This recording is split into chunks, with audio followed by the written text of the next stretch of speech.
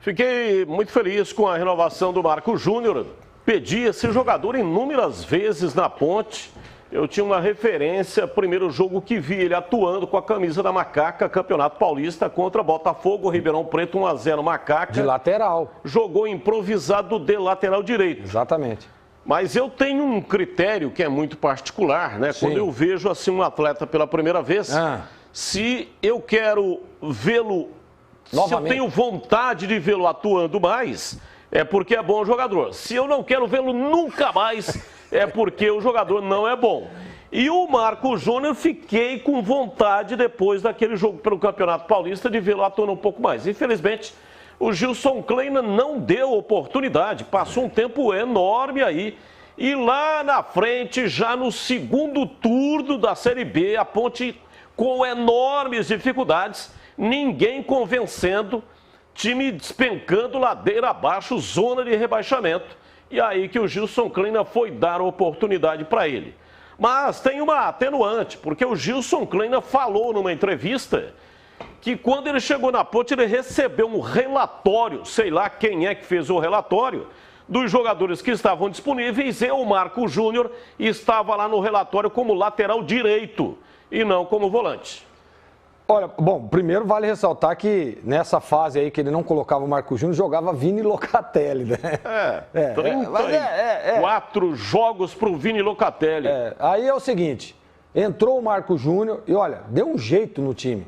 Ele deu um jeito no meio de campo. A Ponte tinha muitos problemas no setor e com a entrada desse menino, eu concordo 100% com você, Batista. Ele é muito bom jogador, fez gols, deu assistências, sabe marcar, sabe recompor, sabe fechar a segunda linha. É um bom jogador, para mim, deveria ter renovado, a Ponte renovou, ótimo pro Marco Júnior. E agora é o seguinte, né? Você vê que a Ponte tem trazido aí jogadores no setor, né? Jogadores experientes, mas eu ainda acredito que por tudo que fez esse menino, Marco Júnior, ele deve ganhar oportunidade de começo sim. O Gilson não rasga a nota de 100.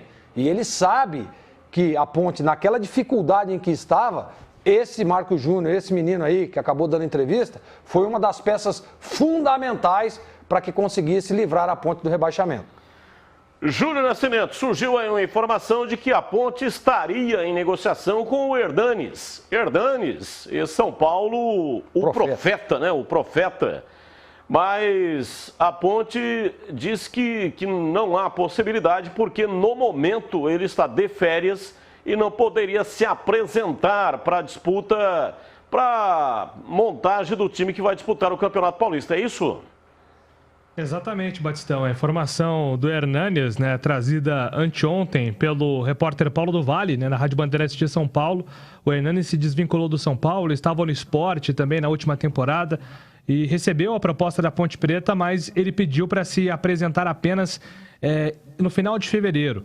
Inclusive o Eberlin confirmou isso ontem em entrevista à Rádio CBN aqui de Campinas. O Eberlin garantiu mesmo que teve proposta pelo Hernanes, que seria uma contratação dele, mas que o Hernanes fez esse pedido para se apresentar apenas em fevereiro, porque ele está há um ano sem ver a família. A família ficou na Itália, né?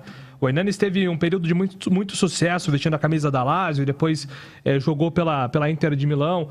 Então ele teve essa passagem muito marcante pelo futebol italiano, onde ele ficou alguns anos e a família estabeleceu moradia lá na Itália. Então, como ele estava há muito tempo sem ver os filhos, o Hernanes priorizou a família. Diz que não assinaria contrato com nenhum time para janeiro. Ficaria aí pelo menos 45 dias na Itália, sem nenhuma chance de voltar antes desse período. A Ponte respeitou a decisão, o Hernanes respeitou a decisão da Ponte também de precisar de alguém imediatamente, e aí não teve acordo, né? As conversas até avançaram. O Luiz Fabiano ajudou muito nisso, porque o Luiz Fabiano é amigo do Hernanes, foi companheiro dele na primeira passagem pelo São Paulo e também na seleção brasileira, mas as conversas não andaram justamente só por esse aspecto de programação do Hernanes, porque ele tinha topado aceitar, receber o que a Ponte podia oferecer, Batistão. A Ponte fez uma oferta salarial, o Hernanes topou a ideia, aí até entra o bom relacionamento com o Luiz Fabiano, mas por esse motivo aí da apresentação ser apenas em fevereiro, não deu negócio.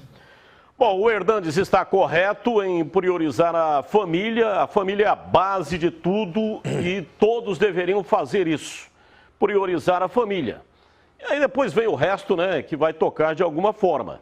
E a Ponte está certa também em não aceitar esse tipo de privilégio, porque tem que montar já a estrutura para a disputa no Campeonato Paulista, que está aí batendo as portas. Começa no dia 26. Mas, de todo modo, vamos ouvir aqui o nosso comentarista, Hernanes.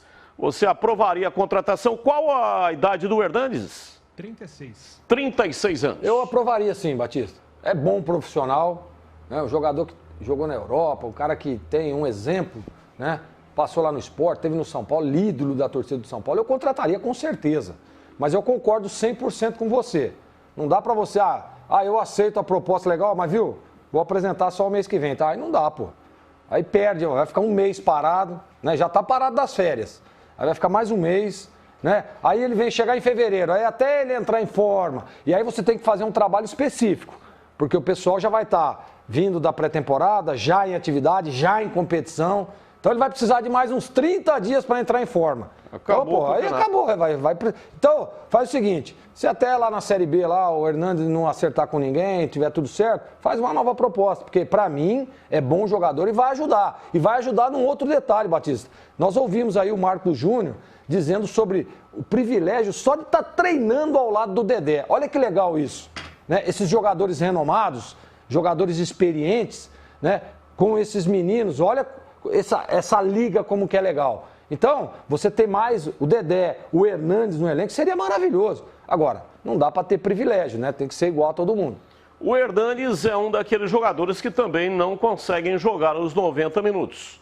É um jogador por um meio tempo, se tanto, mas tecnicamente tem muita qualidade. Agora, entre Hernanes, se fosse para contratar entre Hernanes e Renato Cajá, quem que você contrataria, Gleger? Entre Hernanes e Renato Cajá? Boa pergunta, hein? É lógico, isso pra mim também. Eu contrataria o Hernanes. Acho que o Renato Cajá é um baita de um jogador, tem uma história aí pela Ponte, mas hoje, pra Ponte, eu contrataria o Hernanes. E você, Júlio, já se antecipou o Hernanes, só que o Renato Cajá vem com 2 acessos subsequentes aí, né? O Cajá tá acumulando acesso, mas eu iria de Hernanes. Ô Batistão, só um detalhe, a Ponte tá quase fechado, tá quase fechando já o seu elenco para o Campeonato Paulista, tá muito perto disso, tem mais um pacotão para anunciar, né? Nós antecipamos já os nomes, Kaique França está nesse pacotão para ser um dos goleiros da Macaca, vem reforço também para o meio campo. Só um detalhe agora, a Ponte vai esperar nos próximos dias se de fato ela vai receber proposta por alguns jogadores. O João Veras vem sendo sondado por alguns times da Europa, Suécia e também Portugal. Tem a questão do Moisés, que o Grêmio segue interessado no Moisés. O vice de futebol do Grêmio já confirmou que está com esse jogador no radar, mas o Grêmio está tentando utilizar a tática de colocar os jogadores como moeda de troca, a Ponte quer o dinheiro, então está esse impasse, mas o Moisés também está na mira de outros times. E tem também a situação do Ivan. A primeira reunião do empresário do Ivan com o Corinthians está agendada para domingo. Então, na próxima semana, certamente teremos alguma novidade se o Ivan Quaresma fica no Campeonato Paulista ou se ele sai depois do Campeonato Paulista. É praticamente certo que o Ivan não fica na Ponte em 2022. Agora, resta saber se ele vai permanecer pro Campeonato Estadual ou então se ele fica no Paulistão e depois será negociado com o Corinthians ou outro time. Então, a Ponte deve realizar novos movimentos, principalmente se perder o Moisés. Em caso de saída do Moisés, aí sim a Ponte vai ao mercado em busca de mais um jogador de ataque e esse jogador pode sim ser o Luca. Com o dinheiro que a Ponte pode receber aí numa negociação com o Moisés, existe já essa ideia de investir ainda mais pesado para a contratação do Luca, que está deixando o Fluminense. Perfeito, o Grêmio, que vai disputar a Série B do Campeonato Brasileiro, está atrás de jogadores com esse perfil e o Moisés estaria, portanto, no radar do Grêmio.